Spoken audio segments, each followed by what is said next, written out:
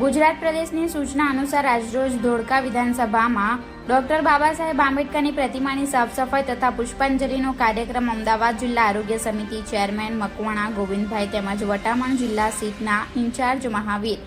વાઘેલાની ઉપસ્થિતિમાં વટામણ ગામ ખાતે યોજાયો હતો, જેમાં અનુસૂચિત જાતિ મોરચા ઉપપ્રમુખ કમલેશ વેગડા તેમજ તાલુકા સદસ્ય રાજુભાઈ મકવાણા, આગેવાનો સોલંકી વજુભાઈ, ગોહિલ ખોડુભા, ધોળકા મંડળ ઉપપ્રમુખ બીજલભાઈ મકવાણા, સક્રિય કાર્યકર સોલંકી વિજયભાઈ વેગડા, મહેશભાઈ, શૈલેષભાઈ, મનીષભાઈ સોલંકી, મુન્નાભાઈ, યુવા મોરચા પ્રમુખ જિગ્નેશ પટેલ, મંડળના આગેવાનો તથા કારોબારી સભ્યો, ચૂંટાયેલા સદસ્યો, મોરચાના સભ્યો, આઈટી સેલ, મીડિયા સેલના સભ્યો ઉપસ્થિત રહ્યા હતા. રિપોર્ટર પ્રકાશ મકવાણા, ગુજરાત ક્રાઇમ ન્યૂઝ, ધોળકા.